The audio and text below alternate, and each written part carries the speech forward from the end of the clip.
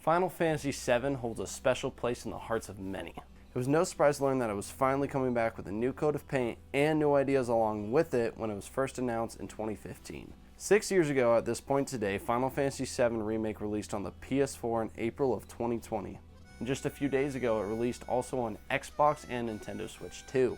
It is an experience unlike anything else in this industry can provide, with a massive, intricate world that sprawls over several games, telling an ambitious, deep, and rich story.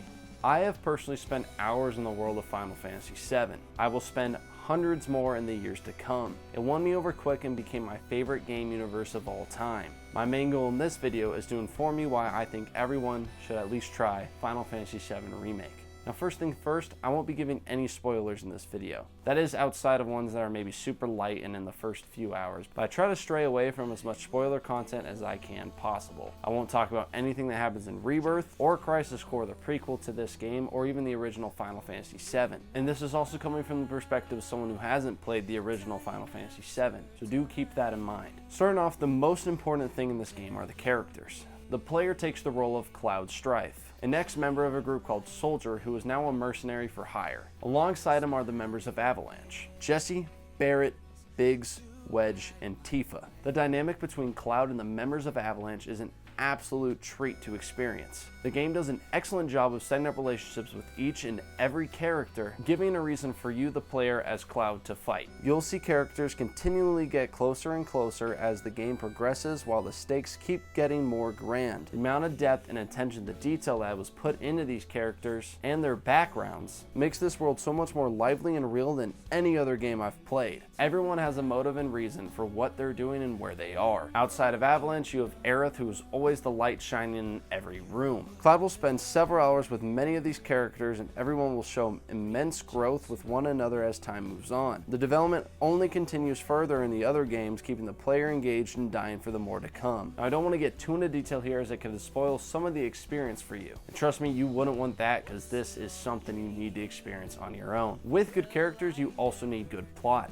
Luckily, FF7 Remake doesn't fall short in this regard. From the very second the player starts the game, seeds keep getting planted left and right. They always come back in the future and always build further anticipation. And trust me, it delivers every single time. The first bombing run does an amazing job of this, keeping a high action, fast paced, thorough-eyed, also setting up each character along the way. This will only get better as the story progresses on and you help the team stop Shinra from sucking the lifeblood from the earth known as Mako. The game has many themes of an industrialized monopoly on the world, a monarch at the top of it all, which, you guessed it, is the Shinra Power Company. The two groups will keep taking shots at one another and go to extreme measures to do so. This is a fantasy game, so without saying anything too crazy, the more you go throughout the game, the more intense and wild these scenarios get. The enemies or villains are set up perfectly and give the player a direct cause to fight alongside his new friends. This is another aspect I can't touch on all too much, but it is a treat. The game is roughly 30 hours long on a normal playthrough. It can be longer or shorter depending on what you do and don't do. Your choices may affect the story and certain cutscenes you get throughout your playthrough, making every choice you make feel impactful and important. The dialogue is extremely well written and I could never get enough of it. And all this wouldn't matter without lush environments. The world building is done so well in this game. Going through each sector of the game gives a different vibe, making the city of Midgar immersive and a treat to experience. You'll go through the slums of Sector 7 and Sector 5, all the way to the top side where there's these nicer residential areas and even Shinra Tower. The townspeople around every sector sometimes need help and will come together for a common goal. They'll hire Cloud to complete a task for them, which always leads to finding out more about a specific aspect of the sector and one of its landmarks. The buildings are especially beautiful at nighttime, and they always made me want to slow walk around everything just to take it in. Every NPC is living their own life and their own schedules in which the player can walk around and observe their conversations. The different sectors of the city were by far some of my favorite aspects of the game. It really helps build the immersion for the player, and it does help that you'll revisit some of these sections as Cloud will revisit them at one time or another. I built a lot of attachment to these sections in Midgar. In some of these landmarks you have moments with other characters, make for memories I don't think I'll ever get in another video game. This game is insanely beautiful, from the character models to the environments and even the particle effects. The voice actors are picked perfectly for each role, and I couldn't imagine any voice being done differently by a different person than what they are here. They seriously do a stellar job. This is an action adventure RPG after all, and the combat does not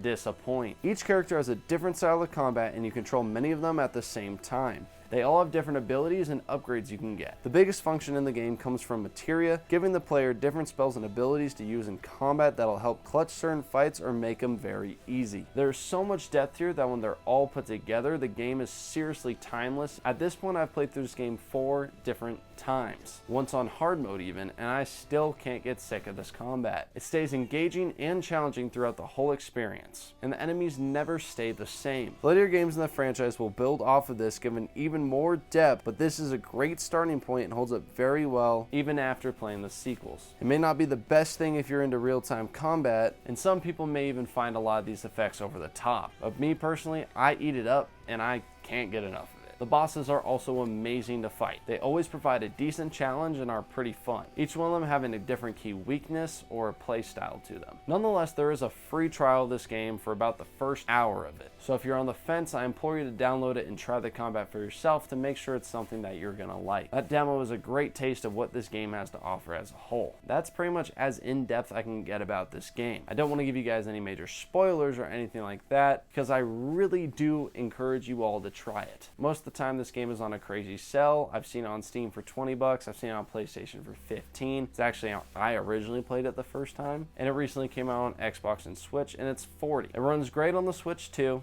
It runs great on the Xbox, runs great on the PS5, it runs great on the PC. You really can't go wrong if you play this on any platform. The best is probably PC if you have a PC that's capable of running this game, but like I said, you just can't go wrong. And right now, this is the only part of the trilogy that is on Xbox and Switch. PS5 and PC both have Rebirth, but they've been confirmed to come to Switch 2 and Xbox as well. Same thing with the third part that's not out on any platforms yet. I will also be releasing an in-depth analysis / critique of this game where I really go over mainly every aspect of it. We're talking full spoilers just for this game. So if you do want to see that, make sure to leave a comment down below. I'll make sure to rush that out. So stay tuned, and I'll see you next time on The Pixel Critic.